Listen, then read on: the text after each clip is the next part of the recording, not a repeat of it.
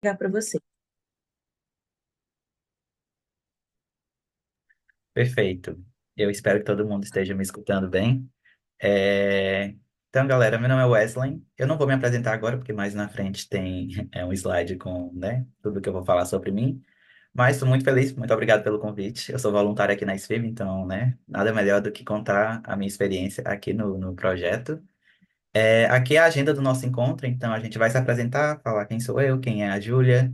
Eu vou falar um pouco sobre o Global Talent, a minha jornada, né, dentro desse programa, minha experiência aqui no Reino Unido. Inclusive, eu estou na Inglaterra neste momento, por isso que está um pouco escuro, porque aqui já é de noite. E vou dar algumas dicas relacionadas ao Global Talent. E a Júlia vai apresentar um pouco sobre o estágio dela na ONU, processo seletivo, vantagens e dicas também, né, caso você tenha interesse. E no final, como a Annalise já falou, a gente vai responder algumas perguntas caso vocês tenham. Gente, se vocês me verem aqui mexendo os olhos para um lado e para o outro, é porque eu estou admitindo a galera. Então, meu TDAH não está funcionando muito bem. Mas vamos lá. É, Enfim, eu vou pular essa parte porque tem as apresentações mais na frente, então para não ficar muito repetitivo. Eu vou começar, então, meu nome é Wesley Caian Freitas Vieira. Eu tenho 24 anos, eu fui nascido e criado no Piauí, né? Em Teresina, capital do Piauí, caso vocês não conheçam. Sou formado em Ciências Contábeis pela Federal do Piauí e eu terminei meu MBA em Digital Business pela USP-Exalc agora em agosto, graças a Deus. Apresentei meu TCC e passei. Atualmente eu trabalho como Commercial Analyst no Global Commercial Office, que é um time da DHL Supply Chain aqui do Reino Unido. Eu moro numa cidade chamada Derby. Se escreve como cigarro Derby, mas se pronuncia Derby. E é uma cidade mais ou menos 2 horas de Londres. Eu sei que vocês só conhecem Londres, na maioria das vezes, então só para dar aí uma noção de onde eu moro. E eu moro aqui devido que o escritório que eu vou presencialmente fica numa cidade perto daqui. Então, né, por questão de locomoção é mais fácil morar aqui. Eu estou inserido no mercado de trabalho desde 2018. Eu acho importante ressaltar que eu sou de família de baixa renda. Então, eu tive que começar a estagiar muito cedo, não por questões profissionais exatamente, mas por questão de se manter na Universidade Federal, né? Então, eu tive que começar a estagiar muito cedo, estagiei no Sebrae, e daí eu fiz processo seletivo para estagiar no Tribunal de Justiça e no Tribunal de Contas do Estado do Piauí. Também fiz estágio num escritório privado de contabilidade chamado Craveiro, que é bem famosinho lá em Teresina. E logo depois eu fui contratado por uma empresa internacional chamada VirusDev, onde eu trabalhava de forma remota. E logo após eu fui aprovado no programa Talento Global e em 2023 me mudei aqui para o Reino Unido. E além disso, também sou voluntário tanto aqui na SFIB, né, no time de captação de recurso, como também na Sobilingue, que é um projeto que foca em ensinar inglês para pessoas de baixa renda. Bem, o que é o Global Talent?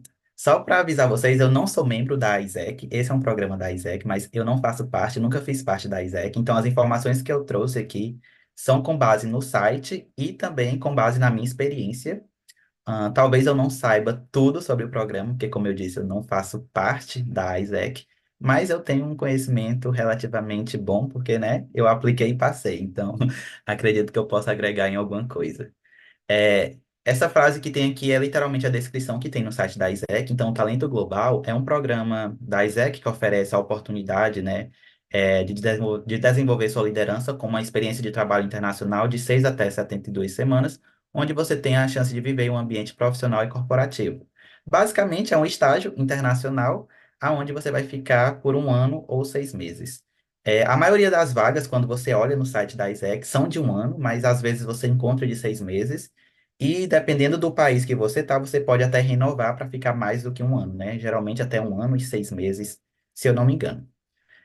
Quanto às áreas de atuação, obviamente o programa não cobre todas as áreas. Essas são as áreas que você vai encontrar a maioria das vagas, então engenharia, TI, administração, finanças, gestão, RH e marketing. Contudo, se você não está dentro dessas áreas, você não precisa, né, entrar em desespero, porque vezes ou outras você encontra vagas para, por exemplo, a galera de direito, compliance. Semana passada a gente estava recebendo, a gente, eu falo, né, a DHL, estava recebendo uma nova estagiária na área de Social Sustainability, ou seja, pessoal que estuda questão do meio ambiente, ciências da natureza. Então, apesar de não estar dentro dessas áreas, vez ou outra você encontra, tipo, vagas para umas áreas mais específicas que não exatamente são essas que eu acabei de mencionar para vocês. Quanto aos requisitos desse programa, isso vai variar muito de acordo com a vaga, porque a ISEC oferece esse programa em diversos países, em diversas áreas. Então, obviamente, cada vaga vai ter, né, os seus requisitos específicos, mas no geral você precisa ter entre 18 e 30 anos, porque é um programa voltado para pessoas jovens, ou seja, eles consideram uma pessoa jovem entre 18 a 30 anos. Aí, se você concorda, não resolvam com a ISEC, mas essa é a idade que eles, né, permitem você aplicar para esse programa. Você precisa ter o inglês avançado. Esse é um quesito, depende muito, porque tem vagas, por exemplo, para a Espanha ou para um país que fala espanhol, que eles vão pedir o espanhol. Mas 99% das vagas que eu vi, não importa o país, Alemanha, Hungria, é, aqui no Reino Unido, na Bélgica, geralmente eles vão pedir inglês avançado e às vezes ainda vão pedir outra língua, talvez o francês, português, já vi vaga que pedia você saber falar português, espanhol e assim por diante. E eu falo que tem que ter o inglês avançado porque você precisa saber compreender e se comunicar, porque você vai trabalhar em inglês. Então, como é que você vai exercer sua função se você não tiver um inglês bom? Não necessariamente você tem que ser fluente, porque para mim fluente é uma palavra muito forte, mas se você consegue entender e você consegue se comunicar, para mim isso é um inglês avançado, é um sinal que você consegue trabalhar naquela língua. É bom ter experiência na área, não é um requisito obrigatório, porém, 99% das vagas vão pedir que você tenha alguma experiência prévia. Isso não necessariamente precisa ser um trabalho no mercado de trabalho, pode ter sido sei lá, um projeto de extensão, um centro acadêmico, um voluntariado, mas você tem que ter algo no seu currículo que vá mostrar que de alguma forma você tem aquelas habilidades, né, aquelas skills que aquela vaga que você está aplicando pede. Além disso, você precisa ser estudante ou recém-formado, porque como é um estágio, a maioria dos países, por questão burocráticas de visto e tudo mais, precisa ter esse status de estudante ativo ou você ser recém-formado. Contudo, tem uma maneira de, né, você conseguir aí essa vaga, caso você já seja uma pessoa que não esteja mais estudando atualmente. Inclusive, o outro estagiário que veio para o mesmo time que eu, ele veio um mês antes, ano passado, ele não estava estudando, ele tem 28 anos, se eu não me engano, e ele já tinha se formado há bastante tempo. E o que ele fez, ele se inscreveu numa pós, fez o processo seletivo, passou, chegou aqui, ele cancelou a pós. Eu, Wesley, não disse nada para vocês, porém, né, joguei aí caso alguém queira utilizar essa estratégia.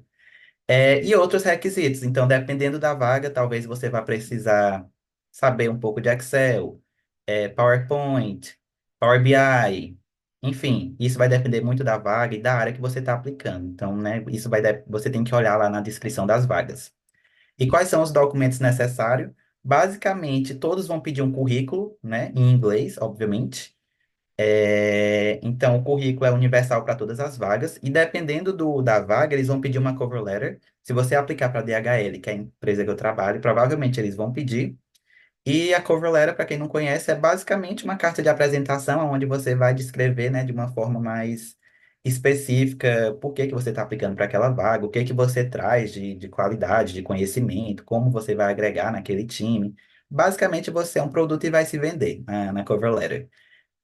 Além disso, pode ser que alguns peçam a declaração de estudante. Por exemplo, algumas vagas na Hungria, se eu não me engano, na época que eu estava aplicando, eles já pediam para você colocar a declaração de estudante, mas isso varia de vaga para vaga. No geral, é currículo e, no máximo, uma cover letter que eles pedem.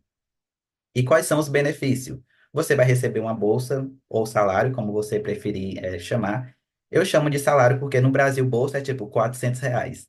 E isso não é a realidade do Global Talent. Aqui você vai realmente receber um salário que você consegue pagar aluguel, transporte, acomodação. Se você for uma pessoa que souber se organizar financeiramente, você consegue viajar.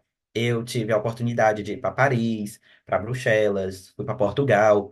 Então, assim, né, se você souber controlar o seu dinheiro, você consegue fazer umas coisinhas. Só que vale ressaltar também que isso varia muito do país, da cidade e do seu estilo de vida. Eu conheço um rapaz que veio aqui para a Inglaterra, né? O escritório que ele estava não era da DHL, era outra empresa, em Londres. E ele era de uma família de classe média alta, então ele estava acostumado a sair todo final de semana, comer em restaurantes bons. E ele queria continuar esse padrão de vida ganhando um salário inicial aqui na Inglaterra. E, obviamente, né, isso Não tem como. Então, tipo, é importante você analisar a sua situação de vida, né? O que que você gosta de fazer e se isso seria condizente com o salário que você vai receber. Inclusive, o salário ele fica lá nas vagas, então você sabe desde o começo qual valor você vai receber. Além disso, obviamente, experiência internacional, desenvolvimento, networking, você vai estar trabalhando em um time provavelmente global ou internacional, porque você vai estar em outro país, então você vai estar em contato com pessoas de outra cultura, de outros países, e obviamente isso acrescenta muito na sua carreira e no seu desenvolvimento pessoal também, né? E quais são os custos? Existe uma taxa da ISEC, só que essa taxa você só paga quando você é aprovado. Ou seja, se você quiser aplicar para todas as vagas, você pode de graça. Se eles lhe chamarem para as entrevistas, você pode fazer o quanto você quiser. Apenas quando a empresa decidir, ok, eu quero selecionar o Wesley, e eu decidir que eu quero ir para aquela empresa, aí sim eles vão lhe cobrar uma taxa, que é para poder, né, começar o processo burocrático para você ir para esse outro país realizar esse estágio. Além disso, as taxas de visto e da viagem, obviamente, né, a passagem aérea, e as despesas pré-primeiro salário. Por que isso? Isso é muito importante, gente. Como em todo lugar do mundo, quando você chegar no país, você só vai receber o salário depois de um mês. Então, durante aquele mês, você precisa comer, você precisa de um aluguel, você precisa, né, pagar ônibus, Uber ou o que você estiver utilizando para ir para o local de trabalho. Então, você tem que pensar nisso também. Só que aqui tem duas dicas que eu já vou dar. A primeira é, se você choramingar para o pessoal da ISEC, eles dão um desconto. Se tiver alguém da ISEC, desculpa aí, mas funcionou comigo. Eu fiz o jogo de não sei se eu vou, não sei se eu quero, e eles me deram um desconto, né? E aí baixou tipo uns R$ 500, gente. E é caro, viu, a taxa da ISEC. Se tiver alguém da ISEC aí, vamos baixar esse preço que nós pobres sofremos. Mas, gente, foi 2.500. Para mim, que sou de baixa renda, foi um precinho assim, misericórdia. E o visto vai depender muito do seu país, né? Tipo, se você vier para a Inglaterra, Deus lhe abençoe, porque o visto daqui, Jesus Cristo, é muito caro. Mais outra dica. O que que eu fiz? Quando eu fui aprovado, eu mandei e-mail para a- quem seria minha futura gerente, né? Que é a minha atual gerente. Falei, obrigado por ter me selecionado, estou muito empolgado em começar. Gostaria de saber se a empresa vai cobrir alguns dos custos. Porque na minha cabeça fazia sentido. Se eu estou indo trabalhar para eles, eles tinham que me ajudar a pagar de alguma forma, porque, né, é uma via de mão dupla. Eu estou realizando um sonho, mas eles também estão pegando a mão de obra, né? E por sorte minha, meu time cobriu todos os meus gastos, desde visto, viagem para a Inglaterra, ainda pagaram Airbnb para mim pelo primeiro mês para eu encontrar uma casa. Então, tipo assim, a única taxa que eu paguei do meu bolso foi a taxa da ISEC, o resto eles cobriram tudo. Então, assim, amo meu time. Se eles abrirem alguma vaga, gente, eu anuncio para vocês, porque eles são maravilhosos. Mas a DHL, no geral, gente, eles cobrem custos de viagem e de visto. Eu conheço gente que foi para a Alemanha e os outros estagiários da DHL aqui no Reino Unido também tiveram os custos todos reembolsados. Então, tipo assim, é uma empresa muito boa para aplicar e eles têm vagas direto lá no site do Global Talent da ISEC. Bem, agora que vocês conhecem o programa, eu vou contar um pouquinho mais da minha jornada, né, dentro do Global Talent, como foi a minha aplicação, processo seletivo e, né, minha experiência aqui no Reino Unido. Minha aplicação, gente, foi bem simples, na real. Eu entrei em dezembro de 2022 no site aleatoriamente. Eu já tinha aplicado antes, tinha feito algumas entrevistas, mas nunca tinha sido selecionado. E aí eu entrei no site do nada, sabe aquele momento que você tá, meu Deus, quero mudar minha vida, dá um pico de energia, você sai procurando 30 mil programas. Eu entrei no site e eu vi essa vaga aqui no Reino Unido. E para mim foi tipo assim, eu nunca tive o sonho de vir para a Inglaterra, mas aí eu vi e falei, legal, vou aplicar. E aí eu fui reescrever o meu currículo, né? Peguei meu currículo, li a descrição da vaga e fui tentando fazer um match das minhas experiências com o que a vaga pedia. Excel, análise de dados financeiros, blá blá blá, blá, blá, blá. Então eu estava reescrevendo tudo para ficar tipo mais perfeito para aquela vaga. Fiz isso e aí fui escrever na cover letter. Eu já tinha um template meio que pronto, porque né, eu já estava aplicando para algumas vagas. E aí eu escrevi lá cursos que eu estava fazendo, como é que eu estava aprimorando meus conhecimentos, experiências passadas que poderiam agregar nessa nova vaga. E aí fiz esses dois documentos, mandei para eles, né, via a plataforma da Isaac.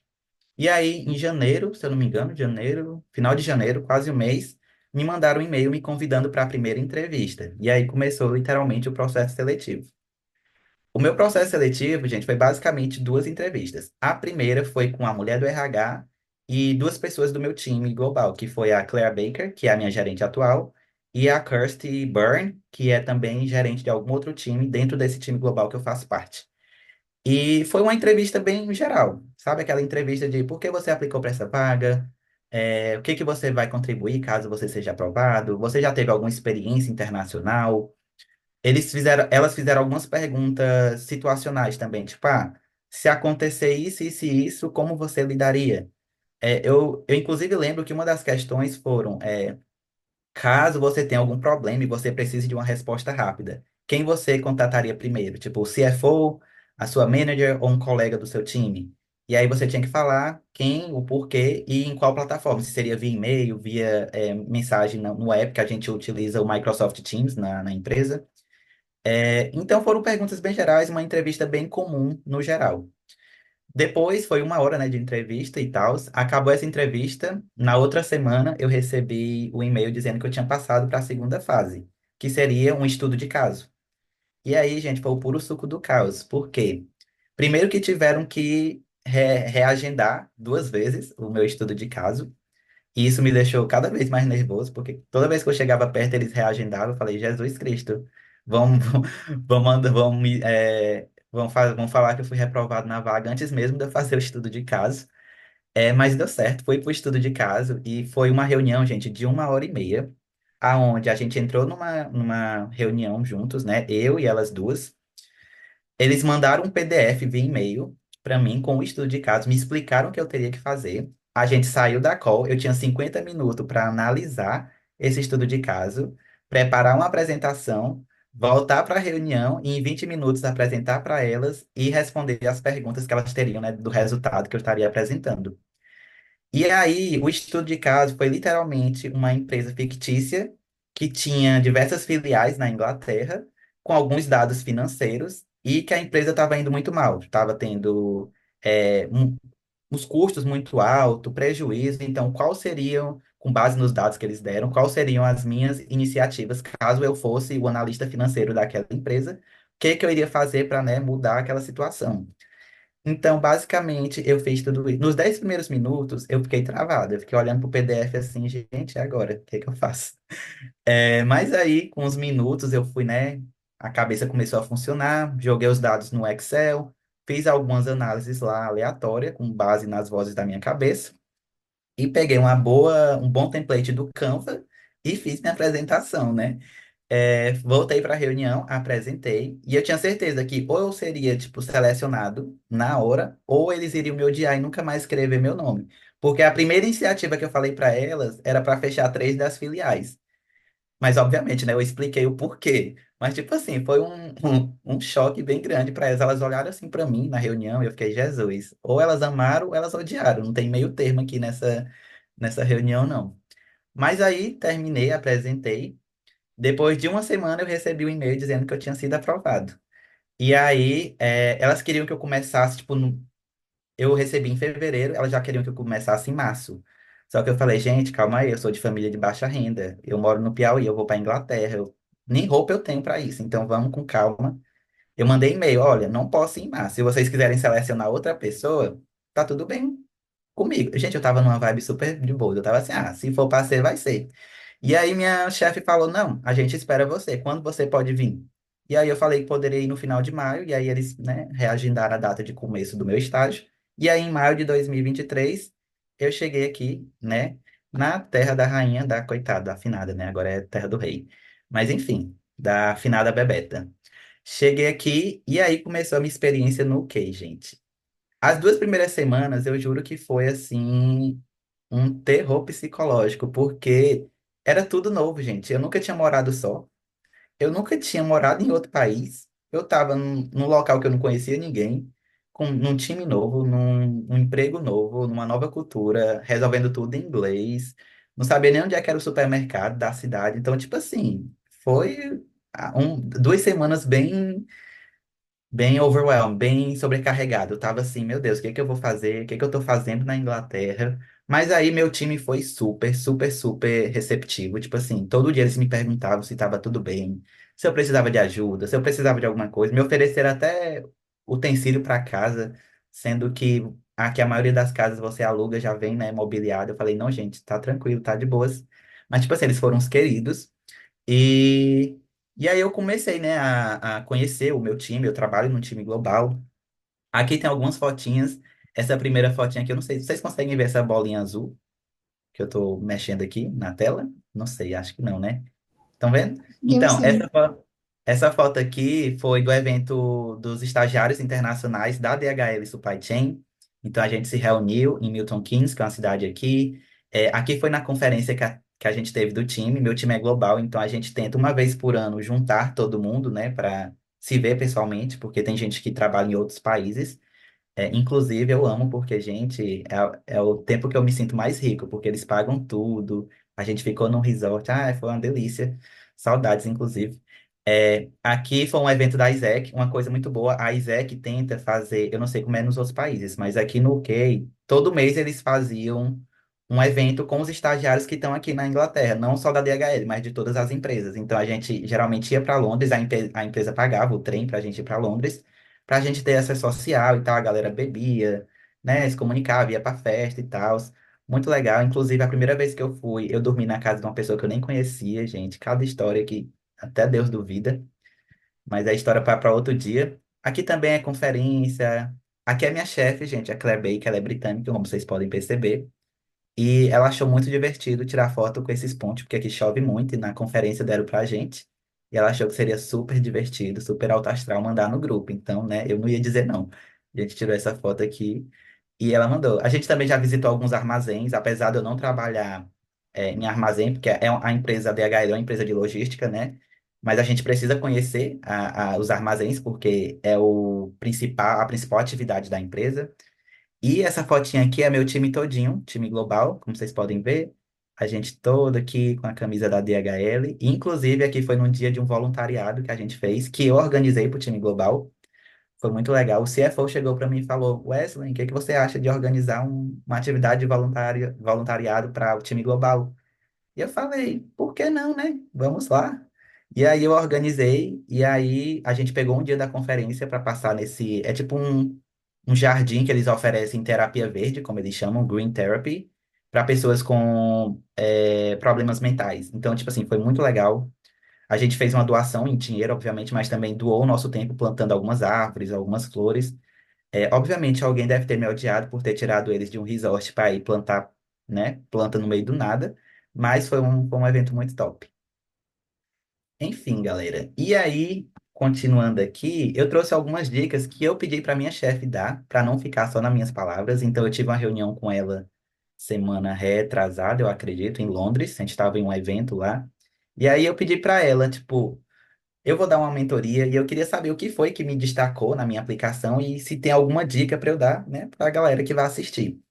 Então, o que vocês estão vendo aqui, o que eu vou falar, não é minha opinião, é a opinião da minha chefe, Claire Baker. Ela é uma Senior Commercial Director do Global Commercial Office e ela tem mais de 20 anos de experiência só na DHL. Então, tipo assim, a mulher é potente, ela é competente, é uma das mulheres mais inteligentes que eu já conheci na vida, sem brincadeira. Então, ela falou o que que ela gostou da minha aplicação. Primeira coisa foi meu currículo. Meu currículo, ele é um pouco diferente do padrão que a galera geralmente usa. Ele tem uma cor azul muito forte e branco, e ele é num formato um pouco diferente. E ela disse que quando viu, ela achou diferente e ela ficou curiosa para ver. Então, foi a primeira diferença que ela viu, foi no formato do meu currículo que chamou a atenção dela para ela ler, né, minhas experiências e tudo mais. E aí, o segundo ponto foi as atividades. Ela percebeu que, além de estágios, né, e trabalho, eu tinha voluntariado, eu tinha monitoria, eu estava fazendo uma pós. Então, ela percebeu, tipo, sabe, esses diferentes aspectos que eu buscava me aprimorar, que eu buscava conhecer, e, obviamente, o desejo de aprendizado, né? Eu tinha alguns cursos que eu tinha feito recentemente. Então, mesmo após a graduação, eu continuei fazendo curso. Até hoje em dia, eu continuo fazendo cursos e tentando sempre aprimorar o meu conhecimento. Então, ela é algo que ela gostou muito, que ela disse que foi um dos motivos que fez ela me chamar para a primeira entrevista. E durante as entrevistas, ela disse que gostou muito da minha forma, meu entusiasmo e engajamento, né, durante ali as reuniões, porque ela odeia quando a entrevista é muito entrevista, sabe? Tipo, pergunta, resposta, pergunta, resposta. Ela disse que ela sentiu que no final foi mais uma conversa do que uma entrevista. Então, ela disse que gostou muito disso E, obviamente, a minha capacidade de absorver, interpretar e apresentar as informações de maneira lógica, que foi o estudo de caso, né? Tipo, em menos de uma hora eu tive que analisar e apresentar uma apresentação com, tipo, dados, resultados, lógicas e tudo mais. Então, ela disse que gostou muito que eu consegui fazer tudo isso num espaço curto de tempo. E além disso, ela disse que quando estava conversando comigo, ela sentiu que eu iria me conectar muito bem com o time, o que é algo muito importante na DHL. Você vai trabalhar num time global, obviamente eles querem que você, né, tenha esse match com a galera que vai trabalhar com você. E aí, vamos para as dicas. As dicas dela, apesar de algumas serem bem clichê, tipo a primeira, reescreve e formate o seu currículo de acordo com a vaga. Então, nunca use o mesmo currículo para cada vaga. Leia a descrição da vaga, leia suas experiências e tente fazer um match o máximo possível. Se a vaga pede Excel, meta a palavra Excel em todas as descrições das suas experiências. Se eles querem que você saiba Power BI, se você teve essa experiência, coloque esse nome lá bem, sabe? Só não coloque negrito para não ficar muito na cara, mas coloque lá que é para eles verem que você tem experiência. É, E, obviamente, seja honesto quanto ao que você sabe. Ela disse que uma das piores coisas é quando a pessoa bota algo no currículo, chega na entrevista, eles perguntam e a pessoa não sabe. Porque você não está sendo honesto nem com você e nem com o próprio time, porque eles estão perdendo tempo ali fazendo a entrevista, que muitas das vezes é algo necessário. Por exemplo, na área financeira, se você não sabe mexer no Excel, muito dificilmente vão lhe contratar, porque, tipo, é o básico do básico para uma vaga de nível iniciante, né? Dentro do mundo financeiro, contábil ou whatever. Além disso, demonstre o seu desejo em aprender durante a entrevista, porque você está indo para um estágio. Então, você tem que mostrar que você está ali querendo, né, aprimorar seus conhecimentos, você está querendo crescer na empresa, porque senão eles não vão investir tudo isso em você para você não querer continuar, não fazer carreira na empresa. Então, não faz muito sentido para eles.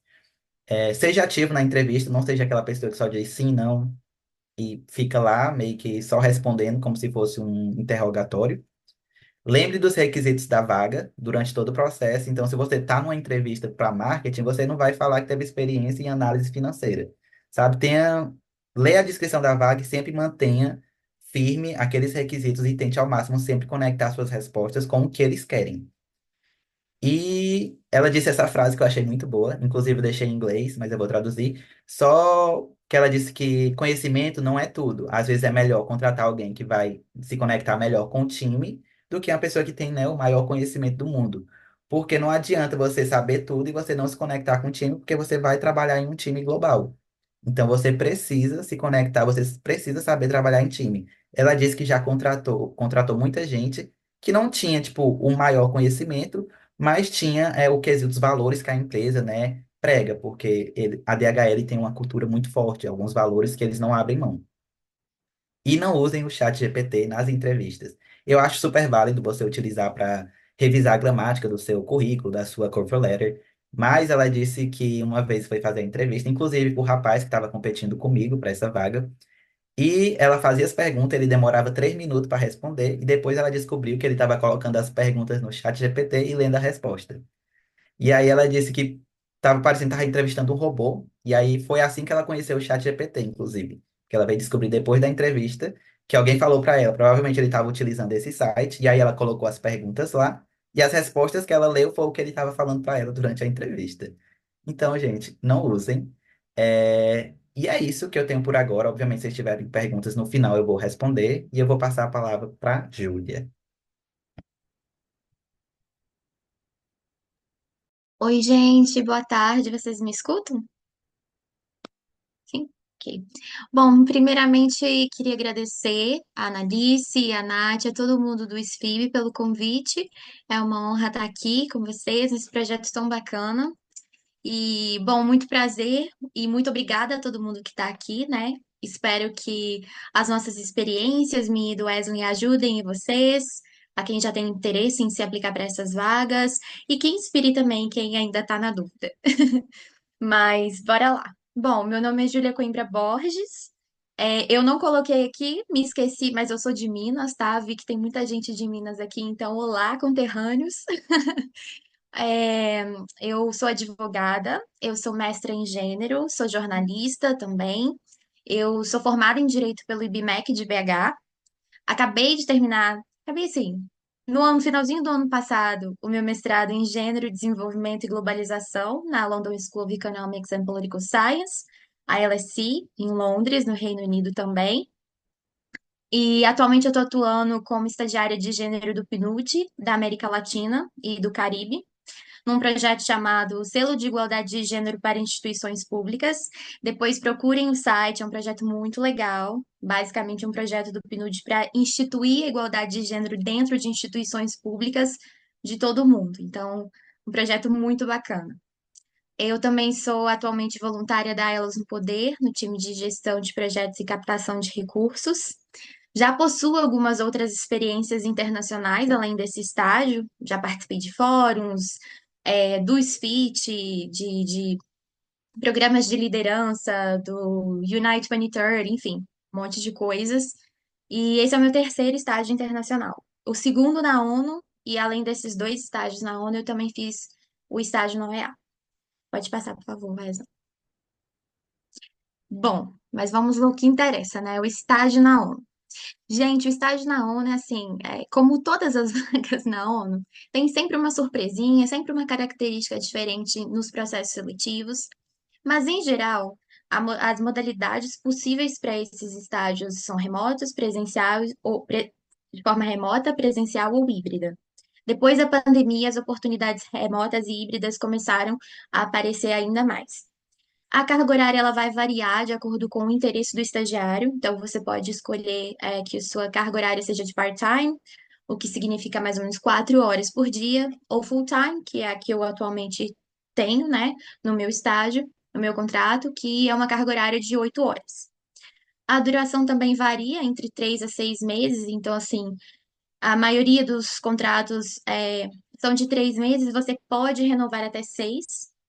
E eu já vi alguns casos em algumas agências específicas que você pode renovar até um ano ou até 9 meses, mas via de regra, no máximo 6 meses.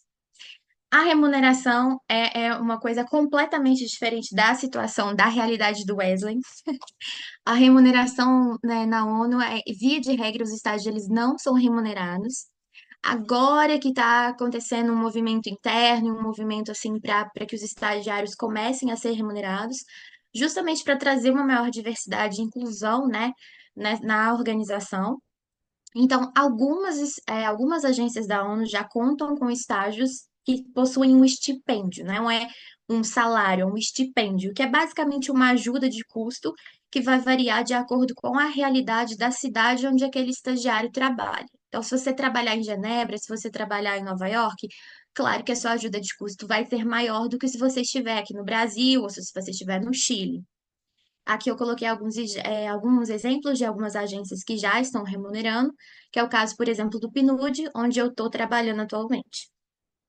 Dentre os requerimentos para fazer o application, né, para você poder postular essas vagas, você também precisa estar regularmente matriculado num curso ou de graduação ou de pós, ou então ser um recém-graduado também, a mesma coisa da experiência do Wesley. Só que no caso da ONU, eles delimitam esse tempo para até 2 anos. Então, até 2 anos depois do fim do seu curso, você pode postular. E em algumas agências, você pode postular até um ano do final do seu curso.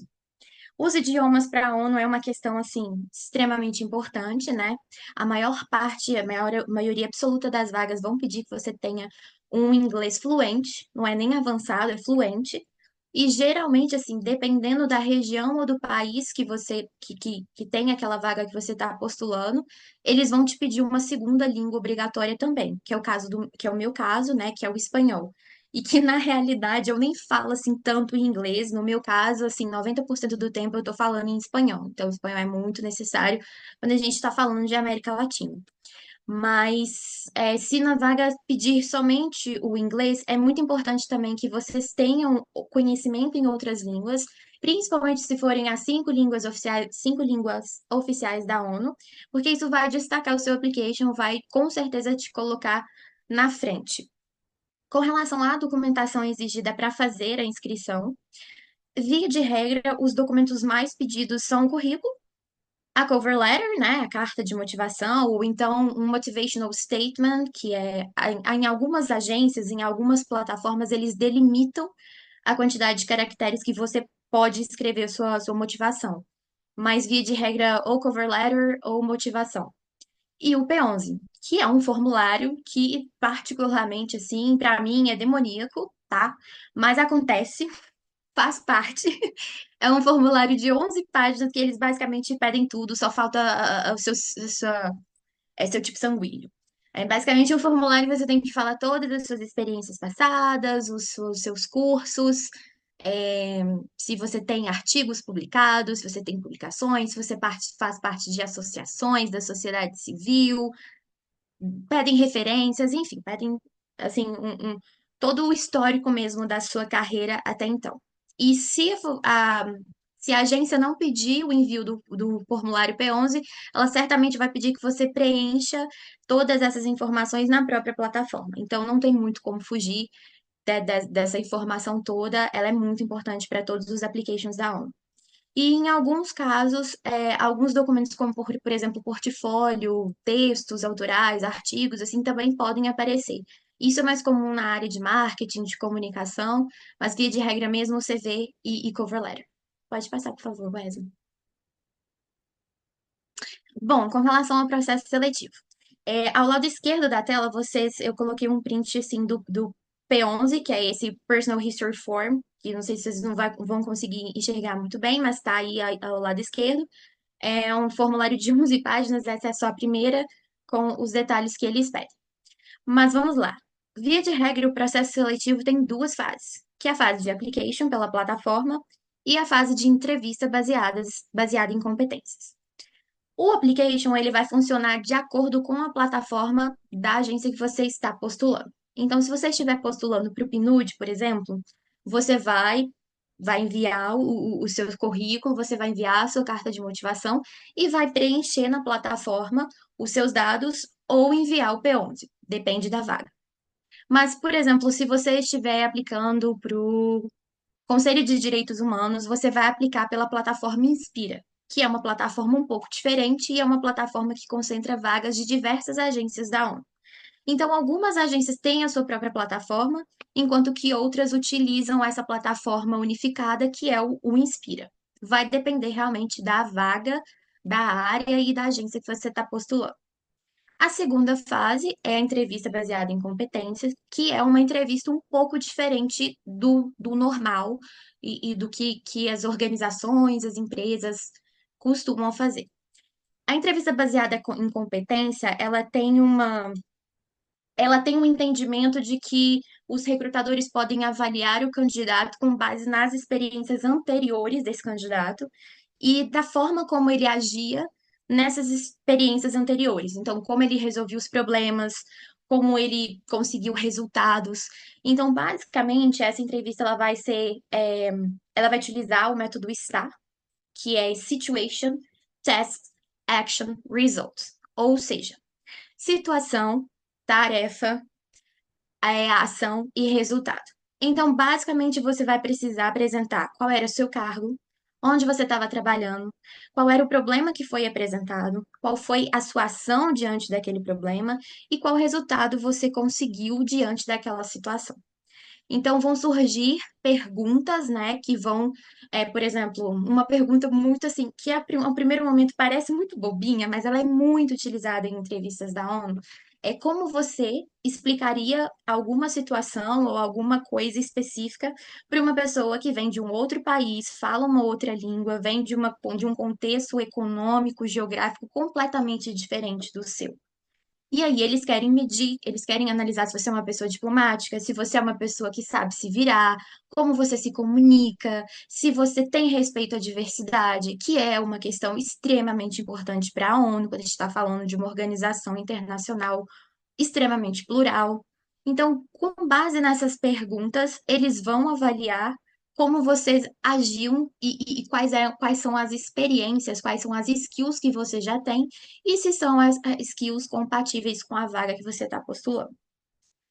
Via de regra, essas são as duas fases, mas em alguns casos tem uma terceira fase, que é um teste escrito. E esse teste escrito, ele pode aparecer antes da entrevista, ele pode aparecer depois da entrevista, vai variar muito de acordo com a vaga que você está postulando.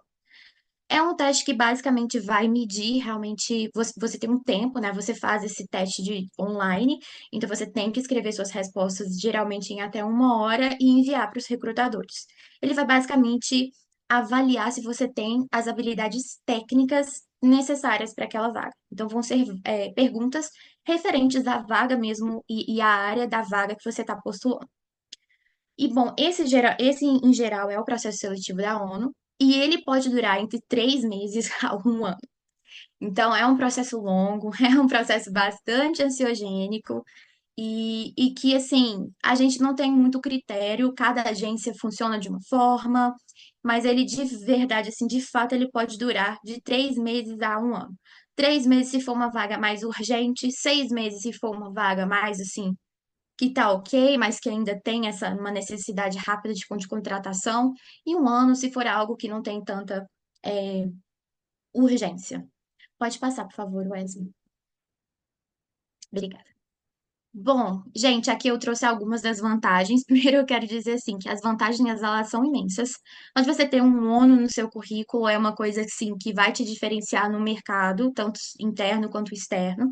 Mas algumas das maiores vantagens, e também aqui são vantagens muito parecidas com a experiência que o Wesley trouxe para a gente, e que qualquer experiência internacional, querendo ou não, vai trazer e vai agregar ao seu currículo, né? Então, acho que assim, a primeira vantagem, eu acho que a maior vantagem também, é que de fato é uma porta de entrada para a ONU.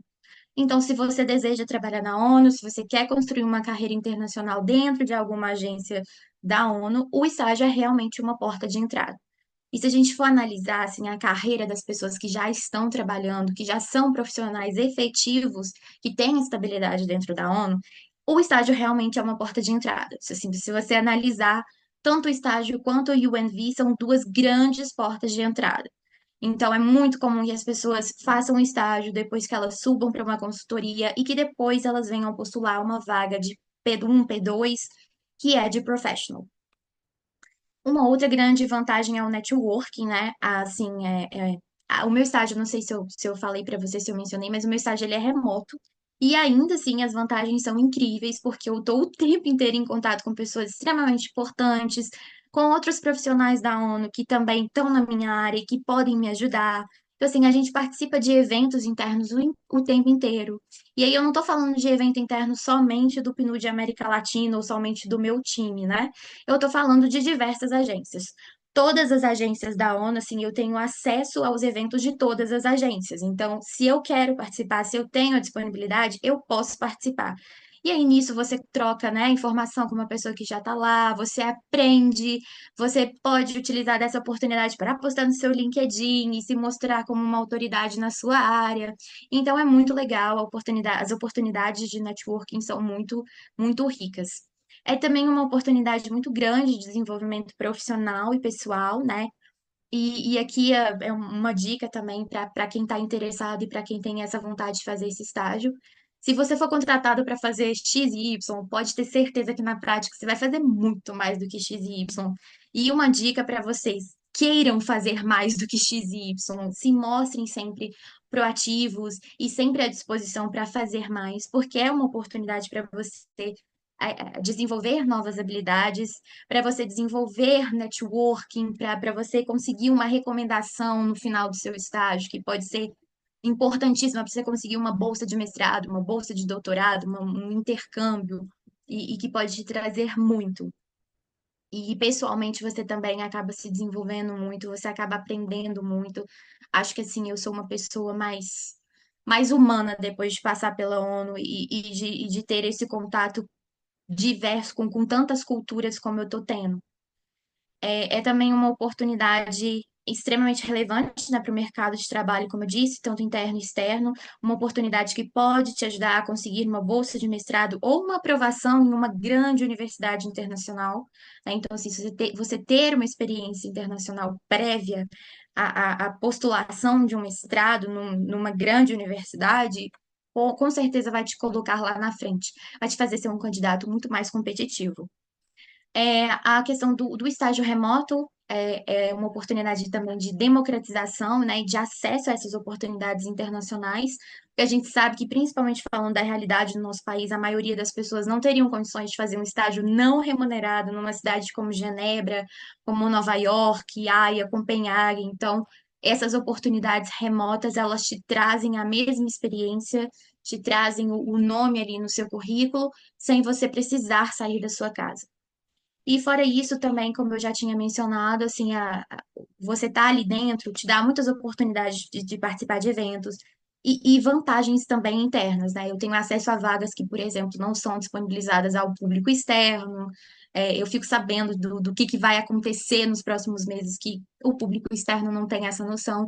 E isso tudo me traz uma estratégia para os meus próximos passos na minha carreira que é muito maior do que se eu não tivesse ali dentro. Pode passar, por favor, Wesley. Obrigada. Bom, agora algumas dicas que eu trago para vocês para o application, né? Muitas dessas dicas são parecidas com o que você trouxe também, Wesley, e eu acho que são dicas assim universais, né?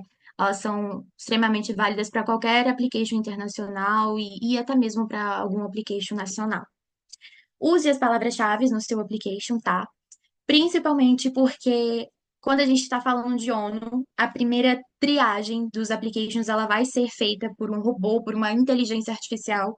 Então, se você tiver todas as experiências, mas não tiver utilizado as palavras-chave, o seu application não vai passar para frente. Então, assim, muita gente tenta e não consegue ser chamado para uma entrevista, às vezes porque não está usando essas palavras-chave. E o que que são essas palavras-chave? Essas palavras-chave são, assim, as coisas, os pontos mais importantes do TOR, né, que é Terms of Reference, a descrição da sua vaga.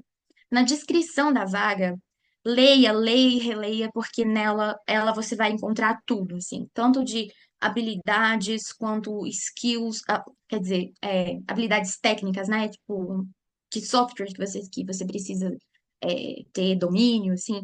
Essas são habilidades que você precisa colocar no seu application, tanto na sua cover letter quanto no seu currículo, para poder passar por essa triagem. E eu sempre aconselho também as pessoas a utilizarem o vocabulário da ONU. Não precisa ser exatamente palavras-chave que estão no seu application, mas vocabulários da ONU, ou seja, Agenda 2030, ODS, desenvolvimento, paz, segurança, direitos humanos. É sempre interessante você utilizar, né, no desenvolvimento da sua cover letter, principalmente, esse vocabulário. Uma outra dica, né, que também já foi dada, fazer um currículo e uma cover letter específicos para cada vaga, né? Revisar os documentos, tentar não deixar passar erros. E aqui no caso da ONU, eu não recomendo fazer um currículo diferente como o do Wesley. Eu recomendo assim o padrão mesmo, Word, preto e branco, porque como a triagem inicial ela é feita por um robô, o robô talvez não consiga ler um template do Canva, por exemplo, um template mais elaborado, o robô não vai, a inteligência artificial não vai conseguir ler o seu currículo. Então, quanto mais fácil, quanto mais limpo, melhor para que você consiga passar para a segunda fase, que é a entrevista. Eu sempre aconselho a fazer uma revisão dos documentos pelo Grammarly, né? Porque os documentos, eles geralmente também precisam estar em inglês. Então, utilize o Grammarly para corrigir o seu inglês. A versão gratuita do Grammarly já é muito boa. E com relação ao chat GPT, tá aí um probleminha, né? Gente, então, como Wesley já estava dizendo, não façam os seus documentos por meio das inteligências artificiais, dos aplicativos. Não façam isso. Utilizem esses aplicativos ao seu favor. Então, assim, o chat GPT, ele tem algumas funcionalidades que vão te ajudar. Você pode botar sua cover letter lá e pedir para ele corrigir os erros que o Grammarly gratuito não vai acessar e não vai conseguir corrigir para você. Você pode mandar a job description e falar: ok, chat, tem alguma coisa aqui que está errada? Tem alguma palavra-chave que eu não pesquei que eu posso colocar no meu currículo e que eu posso colocar na minha cover letter? Tudo bem você fazer isso, mas não mande uma carta feita pelo chat. Não mande um currículo que foi feito pelo chat, porque isso daí não vai dar certo, gente. Não vai dar certo. E com relação ao chat, eu descobri recentemente que ele tem uma funcionalidade nova que se chama Merlin, acho que é Merlin, o mago dos applications. É uma funcionalidade legal, que vai corrigindo assim sua documentação, vai te dando, né, dicas de onde tem erro, o que que pode ficar melhor, mas tomem muito cuidado, porque é uma inteligência artificial que vai te fazer sugestões, por exemplo, se você não tem domínio de Excel, ele vai te falar, coloque Excel, porque na vaga tá pedindo. Mas não minta. Se você não tem domínio de Excel, não coloque. Então, muito cuidado a utilizar a inteligência artificial para fazer esse tipo de application. Uma outra coisa que eu sempre recomendo é que todo mundo coloque a sua personalidade, a sua verdade, tanto no currículo quanto no momento da entrevista. Eu acho que é isso que me fez destacar em todas as oportunidades internacionais que eu consegui até agora. Eu já tive, chefes que me disseram que eu fui contratada porque eu sempre demonstrei muita paixão pelo que eu faço nas minhas entrevistas. E eu sempre tento trazer essa paixão, trazer quem eu sou, a minha intensidade em fazer o que eu acredito nos meus documentos. Eu acho que a partir do momento que você passa pela triagem inicial, o que vai te diferenciar dos outros, o que vai te fazer ser chamado para entrevista, é a sua verdade, né? Então, quem é você? Onde você se diferencia do seu colega? O que que você vai trazer para aquele time? Por que eles precisam de você? Qual é o seu diferencial para aquela vaga? Então, tente demonstrar isso. Ao primeiro momento é muito difícil a gente pensar, ok, mas como é que eu vou mostrar isso? E não é fácil mesmo, gente. Não é fácil, é por isso que ONU e uma carreira internacional é para poucos, porque é na base da tentativa e erro muitas vezes. O seu primeiro application nunca vai ser melhor do que o seu último. É uma questão de aprimoramento constante também. Uma outra dica que eu dou é para se preparar bastante antes das entrevistas, porque tem exemplos, né, possíveis exemplos para essas perguntas que a gente conversou antes, né, do método STAR. Então, tem exemplos e na internet vocês conseguem achar diversos sites, no YouTube tem muitos vídeos também que trazem algumas possibilidades de perguntas que são bastante utilizadas. Também acho que é muito legal você ter um pitch inicial de apresentação, porque é comum que pareça essa pergunta, assim, se apresente e explique pra gente por que que você se aplicou. E aí, a partir daí, é tudo diferente. São todas perguntas mais com o método STAR mesmo. Então, tenha em mente um pitch, assim, uma apresentação inicial que é sempre a minha estratégia. Que eles me conheçam ali, que eles vejam a minha paixão pela vaga ali, a minha vontade, a minha determinação de fazer a diferença ali. E também se prepare para a possibilidade da entrevista ser em mais de um idioma, que é muito comum, na verdade, via de regra, é o que acontece geralmente com as vagas. Então, assim, a minha entrevista para o meu primeiro estágio na ONU Brasil, ela foi em 4 línguas em português, em inglês, em espanhol, em francês. Então, essa é uma possibilidade de acontecer. Não se desespere se alguma das línguas você tiver meio travado, vai tentando desenrolar. Se na metade do caminho você não conseguir, volta para o inglês, volta para o português, dá o seu melhor, tenta pelo menos mostrar para o seu recrutador que você quer muito aquilo. E por fim, uma coisa que pode acontecer e que é muito comum também é: você passou pela entrevista, te pediram 2 semanas de prazo para te dar uma notícia, passou um mês, você não tem notícia nenhuma. É muito comum que isso aconteça. Porque processos internos às vezes demoram, eles dependem também de muito financiamento, às vezes o projeto é cortado, às vezes acontece alguma coisa, às vezes a pessoa do RH é demitida, então acontece.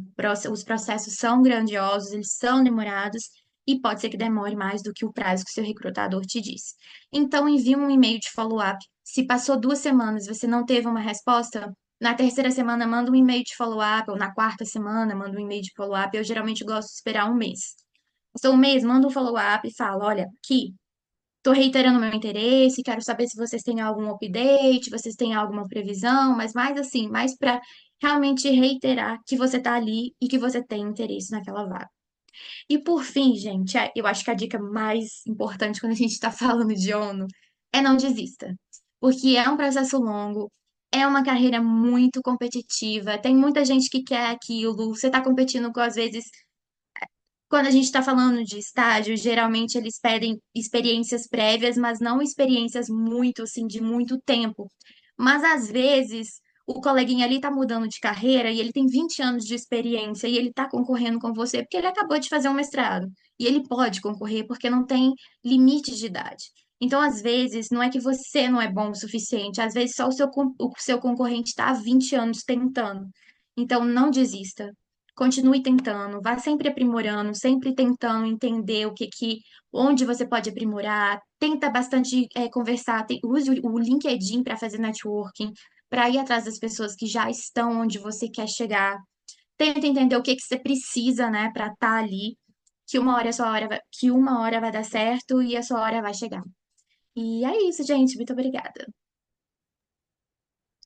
Pessoal, todo mundo consegue me escutar ou o som tá ruim? Tá ok o som? Sim. Beleza, vou seguir. Gente, desculpem pelo barulho de fundo, a gente tá em época de eleição e aí tá passando toda hora um carro aqui na minha rua, falando, tá, das pessoas que estão concorrendo. Em primeiro lugar, gostaria muito de agradecer ao Wesley por todo o conhecimento que ele transmitiu sobre a Global Talent. Gostaria de agradecer imensamente a Júlia, que também dedicou o seu tempo para estar aqui com a gente, falando sobre o estágio dela, sobre a oportunidade que ela conseguiu. E aí nós temos um conjunto muito grande de perguntas aqui, e eu vou começar pelas perguntas que são para ambos, tá bom? E aí, por favor, os dois respondam. Quanto tempo de experiência prévia eles costumam exigir nos processos? Experiência profissional prévia. Vou começar. Pro Global Talent, eles não especificam, tipo, ah, você precisa ter um ano. Não. Eles não pedem quantidade, eles só falam que você precisa ter uma experiência prévia. Isso pode significar um voluntariado, um centro acadêmico, um estágio, um emprego formal mesmo. Então vai depender muito, mas é aquilo, né? Quanto não é realmente a experiência que vai fazer você ser selecionado. Muitas das vezes eles querem que você só tenha tipo um pouco de conhecimento daquela área, porque é um estágio, tipo, eles não vão lhe cobrar saber de tudo, porque você está ali para aprender. Mas, obviamente, você precisa ter alguma coisa. Mas eles não citam, tipo, ah, um ano, 2 anos, não. Não tem nenhum tempo determinado. Com a ONU é a mesma coisa. Quando a gente está falando de estágio, geralmente eles não especificam. Alguns estágios, algumas vagas também vão vir dizendo que você não precisa ter uma experiência prévia. Só que na prática é o que a gente está conversando. Pessoas com muita experiência vão aplicar para um estágio. Então é ideal que você tenha uma experiência prévia, sim. E, assim, já dando um spoiler para quem quer aplicar para a vaga, geralmente em vaga eles especificam a quantidade em anos. Mas para estágio é realmente assim. Geralmente é desejável que você já tenha experiência prévia na área. Perfeito. Gostaria de saber como o Wesley e a Júlia aprimoraram o inglês deles. Se fizeram cursos, usaram plataformas, estudaram por conta. Ah, a minha história com o inglês, ela é bem longa, porque, como eu disse, eu sou de família de baixa renda, então eu não tinha condições de pagar por um curso de inglês. E aí, quando eu comecei a estagiar, com o dinheiro do estágio, eu pagava um curso de inglês no Senac, que era o curso mais barato da minha cidade. Eu tinha aula uma vez por semana. E eu fiz isso durante 4 anos, que é tipo uma vez na semana, né? E eu tava federal, TCC, aula, estágio, inglês. Então, assim, minha mente tava uma bagunça. Mas, obviamente, eu aprendi ali o básico, né? Tipo, criei uma base muito boa. E durante a pandemia, eu falei assim: a minha universidade não adotou o EAD logo, sim, de primeira. Então, eu fiquei 6 meses sem saber o que fazer da minha vida, porque eu morava na universidade, praticamente. E aí eu comecei a assistir série, estudar vocabulário e tal. Então, isso, tipo, deu um jump, né? Um salto no meu inglês. E, obviamente, participando de eventos online em inglês. Eu participei de um voluntariado em inglês. Qualquer oportunidade de live em inglês para eu praticar, para eu escutar as pessoas falando, eu entrava. Então, tipo assim, eu participei de muita coisa. E antes de eu vir para cá, eu tava trabalhando numa empresa internacional, então eu estava utilizando o inglês no dia a dia e meio que isso me ajudou também, de certa forma. Bom, eu tive a oportunidade de fazer um cursinho de inglês, esse grande privilégio, e eu não sei se eu mencionei, mas eu venho do interior de Minas. E aí no interior, a minha escola tinha uma parceria com um cursinho de inglês que funcionava dentro da escola. Então a gente tinha desconto para poder participar, e aí eu cursinho, acho que, sei lá, por 11 anos, foi bastante tempo, mas eu acho que além do cursinho, assim, o que realmente fez com que o meu inglês se desenvolvesse, pronúncia e tudo mais, foi estar sempre em contato com filmes e séries e músicas em inglês. Eu sempre gostei muito de cultura, de música, então desde pequenininha, assim, eu lia eu escutava as músicas e ia traduzir, ia aprendendo vocabulário novo.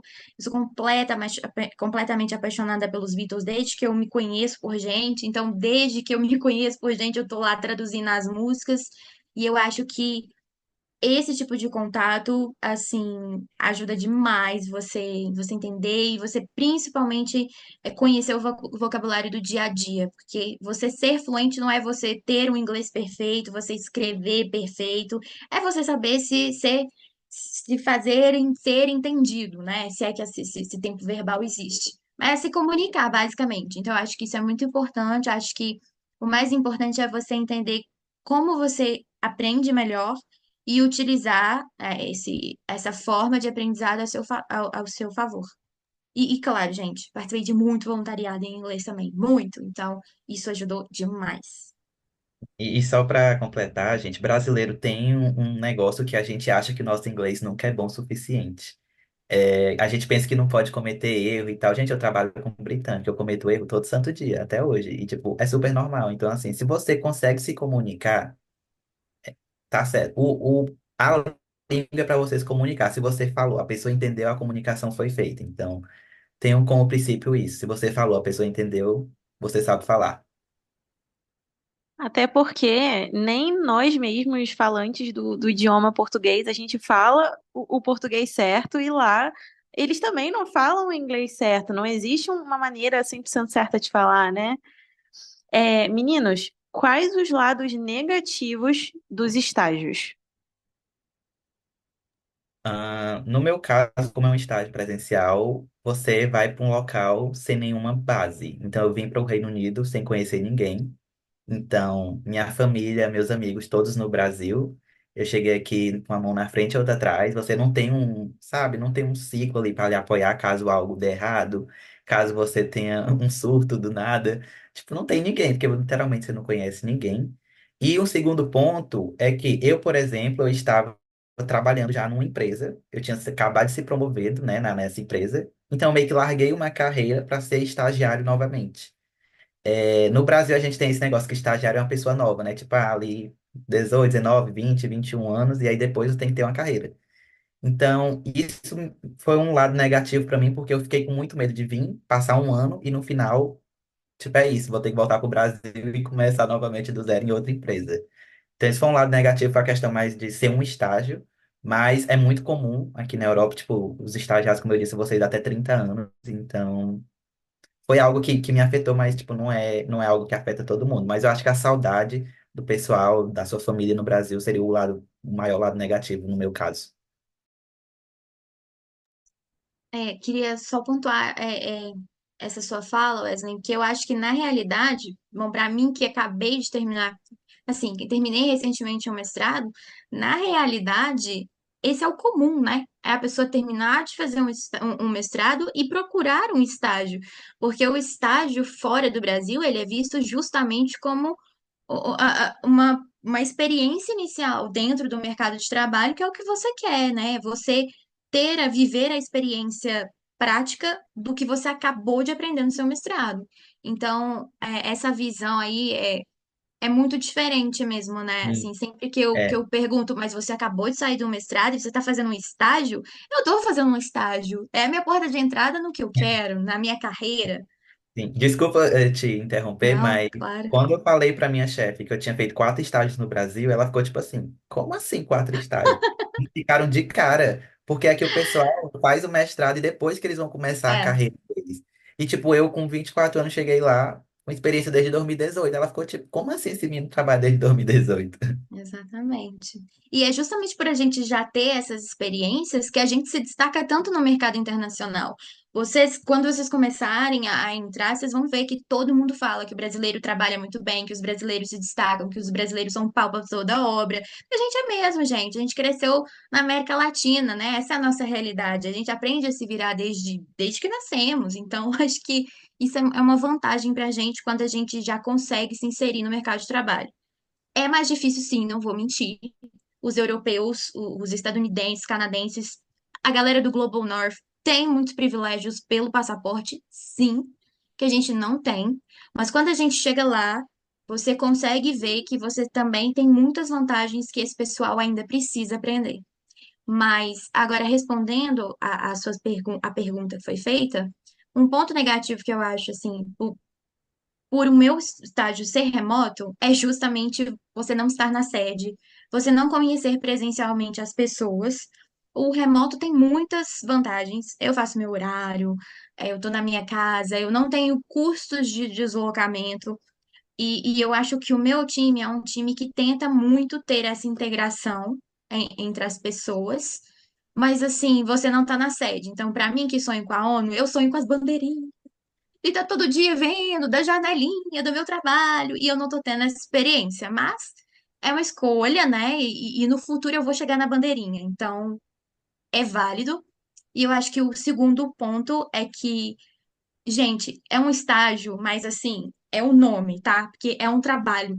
É um trabalho CLT quase, tá? Eu trabalho 8 horas por dia, tem dia que eu passo disso daí para dar conta de todo o trabalho e eu tô sendo remunerada como uma estagiária, né? Então a remuneração é baixa para você trabalhar para até para um caramba, assim, é muito mesmo.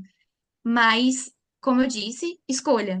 Faz parte, é um passo comum para quem quer construir essa carreira internacional na ONU. Pessoal, a nossa colega aqui participante, a Pamela, ela solicitou falar um pouquinho. Pamela, você pode fazer sua pergunta, pode contribuir aqui com a gente, fica à vontade. Obrigada pelo espaço, Vitória. Sim, eu tenho duas perguntas pontuais para a Júlia e para o Wesley.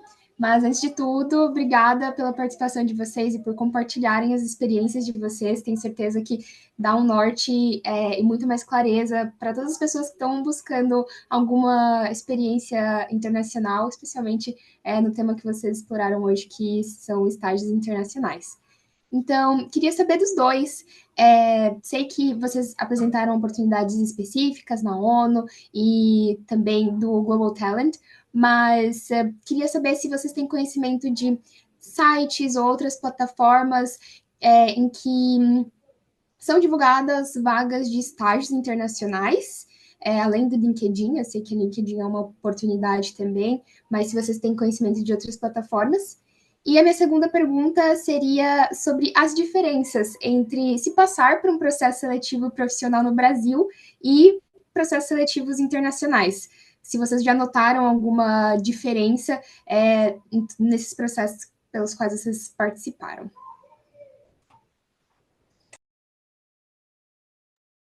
Começo? Ok, vou começar novamente.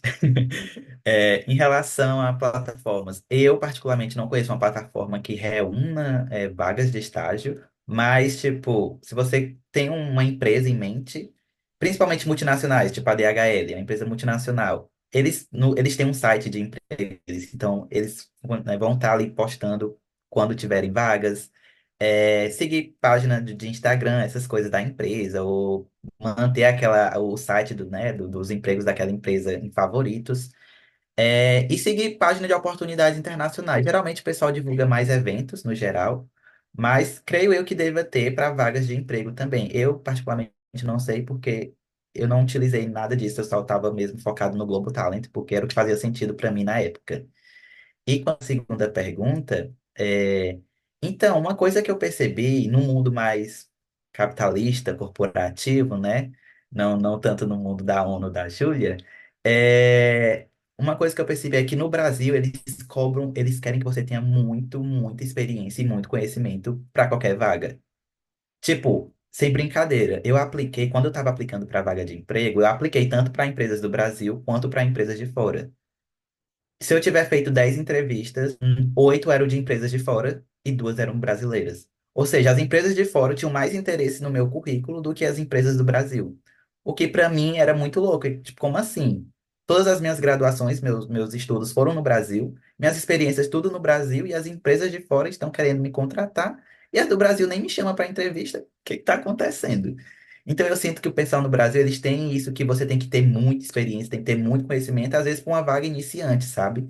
E fora não, eles já têm mais esse contexto de que você está entrando agora no mercado de trabalho, até porque, como a Júlia disse, aqui é muito comum eles terminarem a graduação, irem para o mestrado e só depois começarem a vida, né, profissional deles. Então, geralmente, eles já têm um pouco mais de noção que a galera não tem esse tanto de conhecimento. Então, isso foi algo que me chocou bastante, né, nos processos desses dois países, no caso.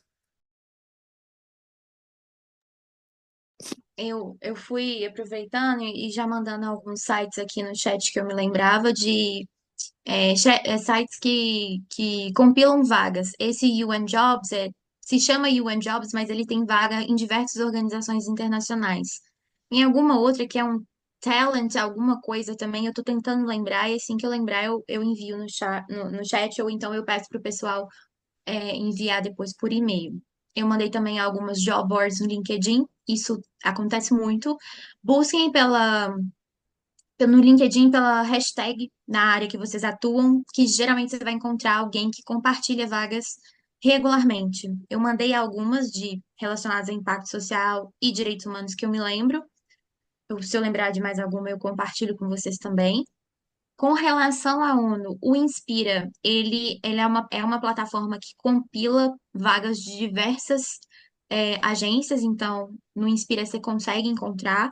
No site do UNDP também, o site do UNDP, na parte de carreiras, ele tem vagas do UNDP, da ONU Mulheres, UNFPA, se eu não me engano, a agência relacionada a crimes de drogas, é o que eu me lembrei, não me lembro agora o nome.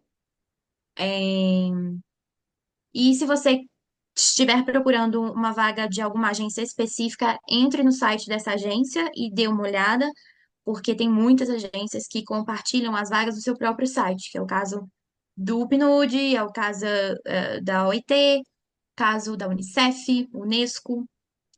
E com relação à questão do processo seletivo, concordo bastante com o que o Wesley disse também. Às vezes eu sinto que o mercado internacional olha muito mais para o meu currículo e eu sinto um pouco que é por falta de conhecimento das pessoas do que eu estou fazendo aqui no mercado nacional. Porque as minhas experiências são internacionais e às vezes eu acho que falta eles entenderem, ok, mas o que é um estágio na ONU? É um estágio normal? Tipo, por que você está fazendo um estágio se você já tem um mestrado? Então, acho que falta, dependendo, tem um pouco disso, e também porque é um currículo que já está mais focado em vagas internacionais, então não é sempre o que eles querem, mas eu acho que tem muitas diferenças, sim, com relação ao processo seletivo. Primeiro, que o processo seletivo de entrada em estágio da ONU, ele é muito cansativo.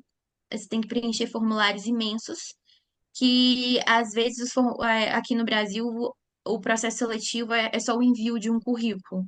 Então é muito mais fácil você enviar um currículo, se você for preencher um monte de formulário, escrever uma cover letter, que demanda tempo, você tem que fazer uma coisa focada naquela vaga. Com relação também às entrevistas, a entrevista da ONU, ela tem um formato diferente, então toda vez que eu vou passar por uma entrevista, eu estudo a vaga, eu me preparo, é uma preparação um pouco diferente. Mas aqui no Brasil também tem muita, por exemplo, dinâmica em grupo, que isso não acontece na ONU. Então, assim, acho que cada um dos processos seletivos tem sua particularidade, né? E eu acho que participar tanto de processos seletivos nacionais e internacionais só vão te ajudar a se capacitar para qualquer uma das vagas que você esteja postulando. Então, é sempre válido. Perfeito, gente. Eu vou seguir aqui, porque a gente tem um tempinho um pouco curto hoje. Como vocês se prepararam para as entrevistas em inglês? Como eu já estava fazendo muitas entrevistas, meio que eu já tinha um textinho na minha cabeça, como a Julia falou, o pitch, de entrada, sabe? Tipo, quem sou eu, o que que eu faço, por que que eu apliquei para essa vaga? Então, já era algo meio que decorado na minha cabeça, eu já tinha meio que um resuminho do que eu precisava falar. E quando você vai participando, você começa a perceber que algumas perguntas sempre vão, né, ser perguntadas, obviamente. Então, tipo assim, por que que você aplicou? O que que você conhece da empresa? É, diga algumas das suas qualidades, o que que você fez nos seus, né, nas suas experiências antigas, inclusive o método STAR eu utilizava para contar as minhas experiências, porque é uma maneira muito simples e rápida de mostrar os resultados das suas ações. Então eu treinava, literalmente, eu pegava, sentava sozinho e começava, eu me entrevistava, né? Eu fazia a pergunta, eu respondia, eu imaginava os cenários na minha cabeça e daí eu ia. Comigo também foi bem parecido, eu também faço tudo isso. Gosto também, às vezes, de fazer. Às vezes não, sempre, na verdade, eu pego um documento de Word e vou anotando tudo que é importante da vaga e anoto pontos importantes para o meu pitch, até porque assim, gente, se a entrevista ela é online, você pode ter esse documento de Word aberto, nada te impede de ter ali, né, uma colinha para te ajudar a lembrar uma palavra que seja, algum termo importante, alguma coisa assim. Mas no meu caso atual, o estágio atual, a entrevista era em espanhol. E tinha muito tempo que eu não treinava meu espanhol. E eu só fui me tocar que a entrevista seria em espanhol um dia e meio antes da minha entrevista. Porque até então, os recrutadores estavam se comunicando comigo em inglês. Aí, quando chegou um e-mail de confirmação em espanhol, eu falei: ferrou, ferrou, tô ferrada, como é que eu vou fazer isso? Fiquei um ano morando em Londres, só falando inglês, nem lembro mais o que que é, como que fala meu nome, só sei Yola. Aí ferrou.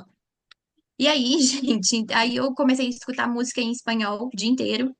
Comecei a assistir uns vídeos em espanhol, podcast em espanhol, traduzi todas as perguntas assim do roteirinho que eu já tinha mais ou menos para entrevistas da ONU para o espanhol. Muita meditação, muita reza e foi isso. E fui desembolando assim. E as músicas ajudaram muito, tá? Super indico. Música funciona demais para mim. O que vale mais, estudo ou experiências de trabalho?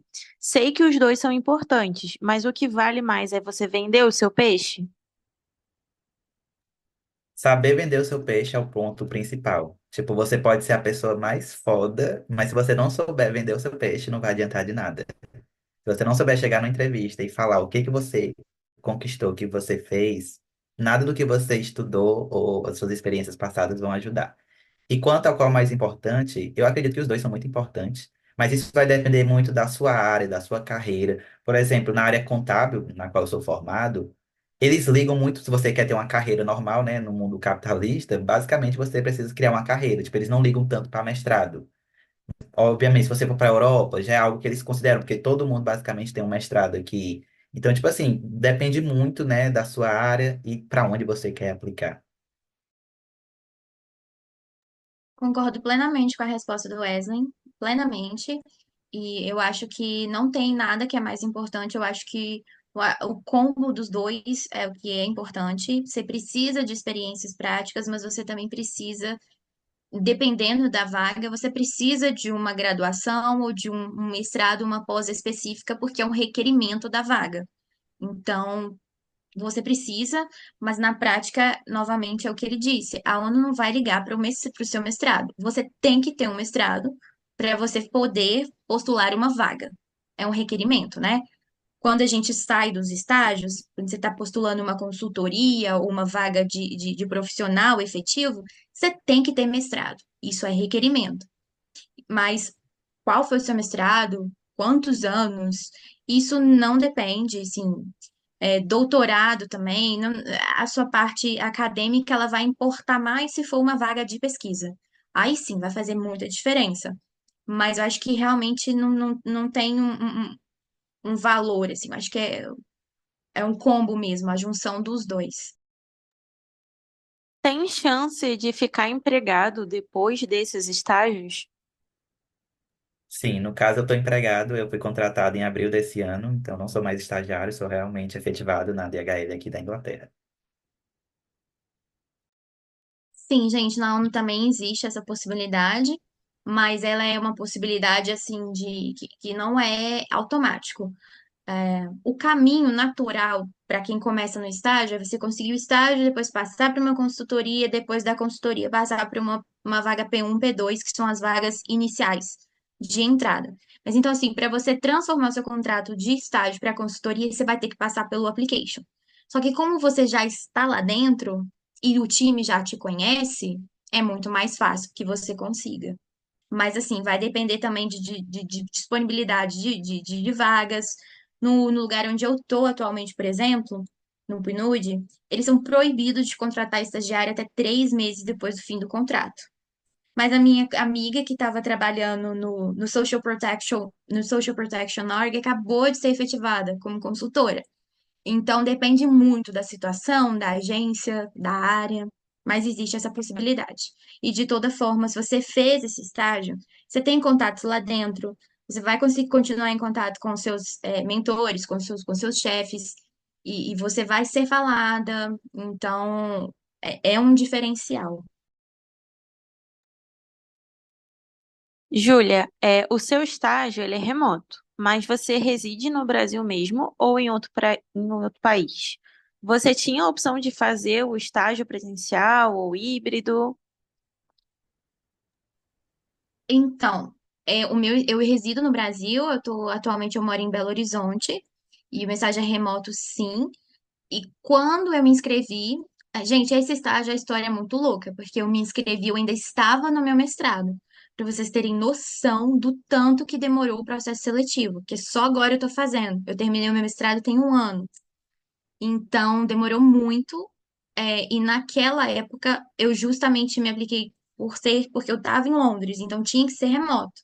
Só que a minha colega de estágio, ela faz híbrido, porque ela mora no Panamá, que é a sede. Então, eu acho que se você mora no local sede, você tem a opção de fazer híbrido. Mas se você não está no local da sede, você faz remoto. Beleza.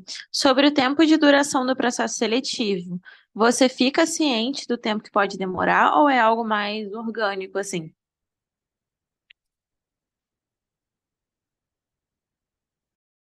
Calma, essa pergunta é para mim? Desculpa.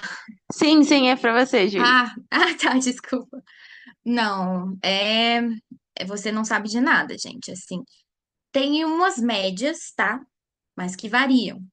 Então, assim, se você não fosse, se você fez uma inscrição e não foi chamada até 3 meses depois de fazer aquela inscrição, a possibilidade que você seja chamada já é muito menor. Que você ainda seja chamada é muito menor.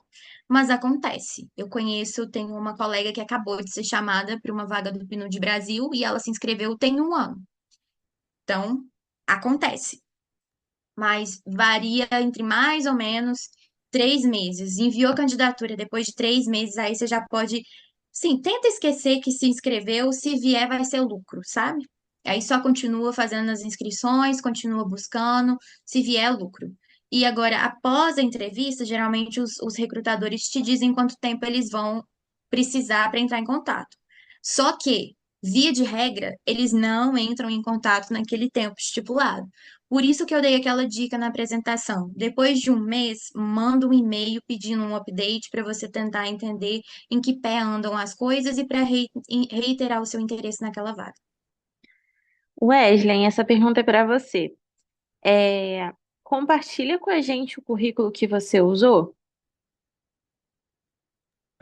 Eu posso compartilhar, não sei como, mas acho que posso mandar no grupo. Enfim, eu tenho que ver, né, meus dados lá. Mas, gente, é basicamente um template do Canva, que uma área é azul e a outra é branca. É só literalmente isso, não tem nada demais. Beleza. Acredito que essa pergunta seja bastante interessante. O salário, é para você também, Wesley. O salário varia de acordo com a empresa ou é uma bolsa fixa? Qual o valor dessa bolsa? A bolsa varia de acordo com a empresa, com o país, com a cidade, porque vai variar de acordo com o custo de vida que você vai ter, né, naquele local. Então, quando eu vim para cá, eu moro numa cidade chamada Derby, então, tipo, não é Londres, então o custo de vida aqui é menor. A bolsa, quando era estagiário, era 1.900 pounds, aí tirando o imposto, né, porque aqui a gente paga imposto mesmo sendo estagiário, ficava uns 1.600 por aí. Eu acho, 1.600, 1.700 pounds. E, tipo assim, para onde eu moro é ok, você consegue viver, entendeu? Obviamente, isso vai depender muito do seu estilo de vida. Se você vem de uma classe média alta, que está acostumada a comer em restaurante todo dia e sair todo final de semana, aí talvez não funcione para você. Mas, no geral, o salário que eles colocam lá é para você conseguir ter uma vida ok no país que você vai morar, na cidade onde você vai morar. Essa pergunta é para vocês dois.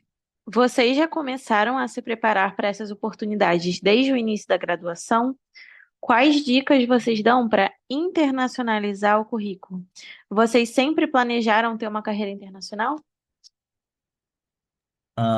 Eu acredito que a Júlia sim, mas eu não. Eu, quando eu entrei na universidade, gente, como eu disse, como eu venho de uma realidade de baixa renda, eu nem sabia que era possível sair da minha cidade, pra vocês terem noção.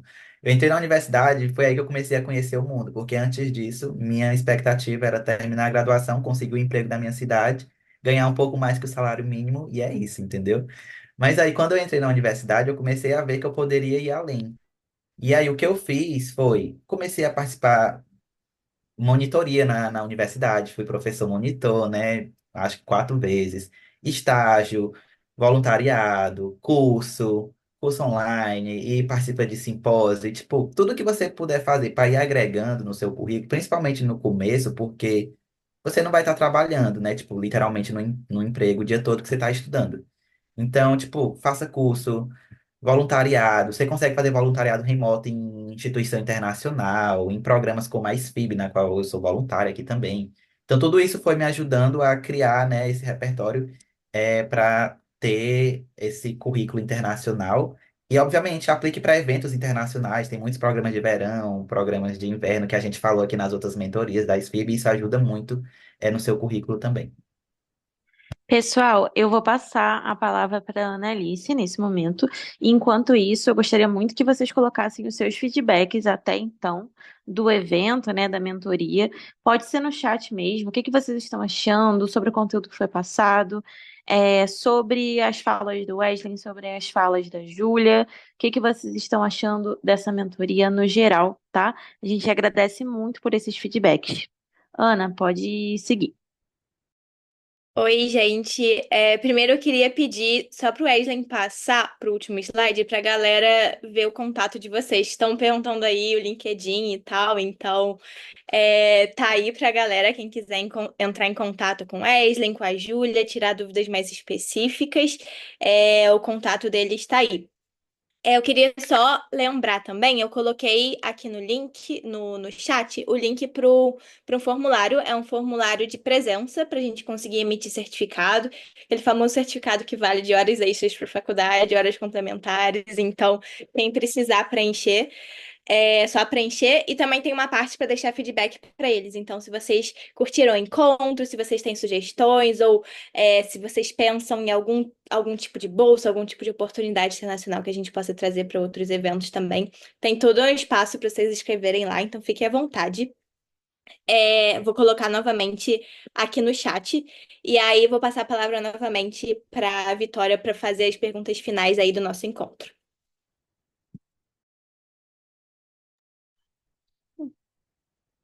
Vamos lá. Wesley, a opção do Global Talent serve somente ao terminar a graduação ou pode aplicar depois do mestrado? Pode aplicar depois do mestrado.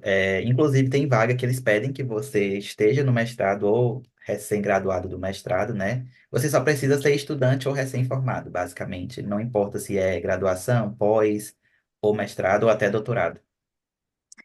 Você precisou trancar a faculdade para fazer o estágio, Wesley? Não, eu já estava graduado, eu estava fazendo uma pós online, justamente porque eu já estava querendo ir para fora, né? Então, eu optei por fazer uma pós-graduação online, justamente para não atrapalhar.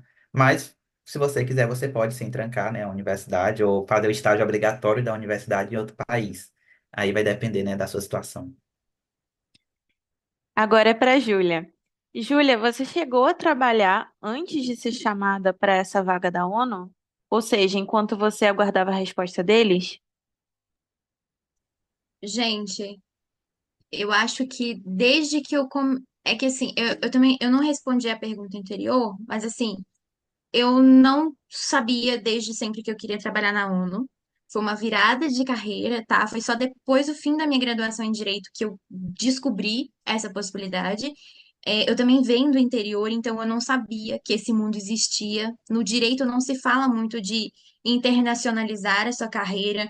Então eu só descobri isso quando eu tive a oportunidade de participar de um fórum internacional. Então foi aí que eu descobri que eu comecei a buscar esse mundo. E desde então eu nunca parei de me voluntariar. Assim, eu vou de um lado para o outro, então é o tempo inteiro. Porque para você chegar na ONU, você precisa de tempo de experiência, e voluntariado conta como tempo de experiência. Então, desde que eu comecei a buscar essas oportunidades, eu tenho feito voluntariado. Então, depois do fim do meu mestrado, antes de passar para essa vaga, eu estava trabalhando no voluntariado e me dedicando aos applications, porque era muito exaustivo e estava só fazendo entrevista mesmo. E aí apareceu olhando. Eu estava fazendo voluntariado e entrevistas eternas. Wesley, o que você acha que foi o seu diferencial para a empresa ter escolhido alguém que não estava na Europa e não poderia começar dentro do período programado? Eu acho que o primeiro ponto foi ser brasileiro, gente, porque eu acho que a gente é muito foda, sabe? Brasileiro tem essa simpatia, tem essa força de querer fazer, e eu acho que eles perceberam isso na entrevista. A chefe disse que lembra muito bem da entrevista, que quando ela falou comigo, ela sentia que eu queria realmente, sabe, dar tudo de mim naquela oportunidade. E outra coisa é a autoconfiança. Porque eu sabia que, tipo, nossa, se eles me chamaram para entrevista é porque eu tenho algo a oferecer. Eles não iriam chamar alguém que não tem capacidade. Eles não iriam perder o tempo deles, né? Então eu falei, se eles já me selecionaram, o que é esperar mais 2, 3 meses para eu começar o estágio? Tipo, não é algo que a empresa vai falir se eu não começar agora, né? Então eu falei, tipo, eu não posso ir. O que custa mandar um e-mail perguntando se eles podem adiar, né, a data? E aí, obviamente, tipo, não teve nenhum problema, mas eu acho que é isso, tipo, você confiar no seu potencial, sabe? Brasileiro, gente, no geral, dá de pau em europeu trabalhando. Isso eu posso falar porque eu trabalho com vários. A gente é muito foda, então, tipo assim, você só precisa confiar e mostrar que você consegue fazer. Estamos chegando às perguntas finais. Estou dando uma olhada na inscrição, Wesley. O que se coloca no campo oportunidade de atração? Oportunidade de atração, não sei que campo é esse, porque eu não lembro de ter visto isso na minha aplicação. Mas pode me mandar no Instagram, no e-mail, no LinkedIn, que eu tento olhar e ver o que é. Mas geralmente o time da ISEC também, né, dá o suporte. Então vocês podem entrar em contato com a ISEC do seu estado, da sua cidade, que eles podem lhe ajudar com a aplicação. Júlia, como você participou de um fórum internacional? Gente, foi através do Global Attitude, que é uma think tank que tem sede em São Paulo.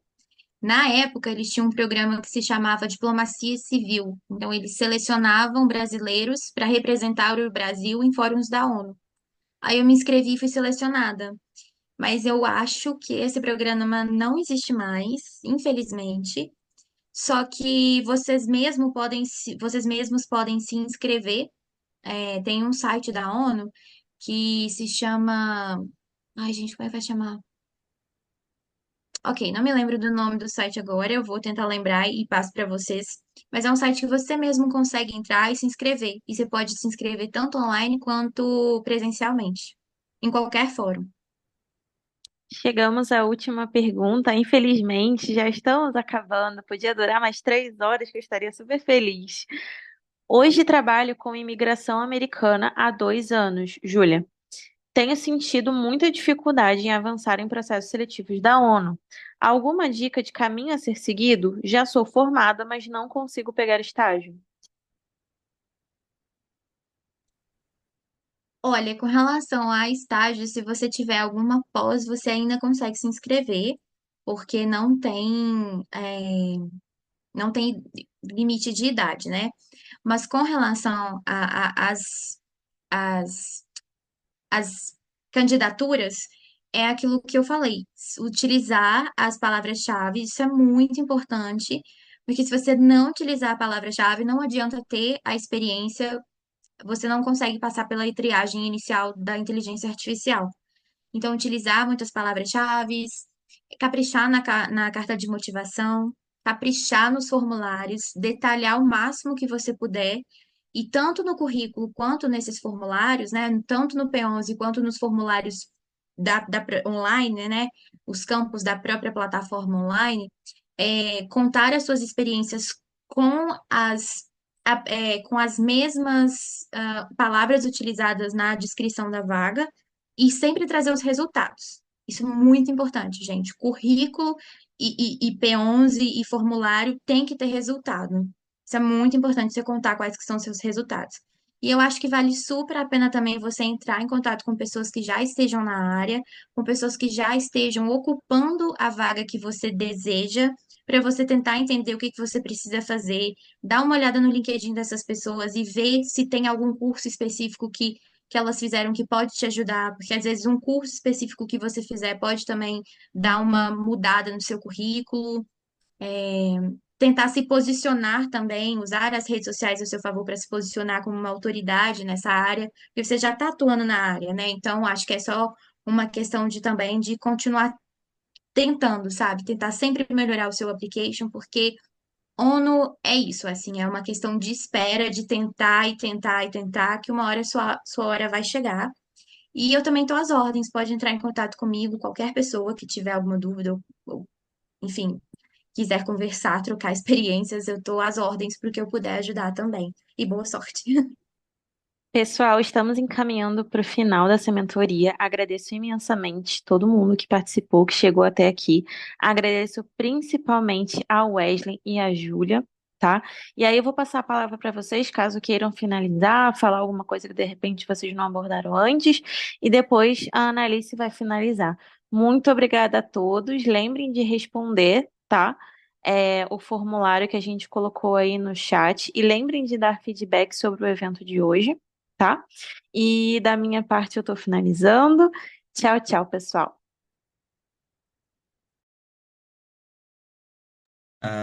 Como mensagem final, eu acho que eu já falei muito, mas é aquilo, confie no potencial de vocês.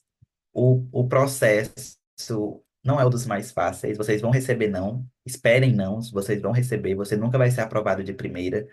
Você vai adaptando o seu application com o tempo. Então, inclusive, eu tenho uma pasta no meu Gmail só de rejeição, que é para eu lembrar de quando eu recebo uma aprovação, eu vou lá e vejo quanto de rejeição eu recebi até conseguir uma oportunidade. Então, lembrem disso, confiem no potencial de vocês e aproveitem, né? Tem a gente aqui para ajudar, tem a SFIB, utilizem de todos os recursos, LinkedIn, internet, ChatGPT. Então, vocês são capazes, só confiem no potencial de vocês e apliquem. Ai, adorei sua mensagem final, Wesley. Concordo 100% novamente. E, gente, eu queria agradecer pela oportunidade, novamente agradecer o convite, foi uma honra estar aqui, adorei. Espero que a gente tenha ajudado, né? Que tenhamos respondido as dúvidas, mas novamente me deixo à disposição. Se quiserem entrar em contato comigo, eu estou às ordens para ajudar. Quanto mais brasileiros ocupando oportunidades internacionais, melhor. A gente tem muito potencial mesmo, nós somos incríveis e é só questão de conseguir essa vaga mesmo, de ter resiliência para chegar lá, porque quando a gente chega, a gente brilha. Então, é isso, continuem com relação à ONU. Cuidem da sua saúde mental também, porque é um processo muito demorado, muito ansiogênico. Não desistam de vocês, continuem sempre tentando melhorar os seus applications, sempre buscando oportunidades que possam melhorar seus currículos também, é sempre válido. A gente também está aqui sempre para ajudar e confie em vocês. Continuem tentando, porque uma hora vai dar certo. Tenho certeza disso. Obrigada. Perfeito, muito, muito obrigada novamente, Wesley, Júlia, pessoas muito, muito incríveis, com trajetórias incríveis e que compartilharam um pouco mais de como fizeram para chegar lá. Então, muito bom a gente estar lendo os feedbacks da galera mesmo, tê-los aqui. Eu só vou dar uns recadinhos finais aqui.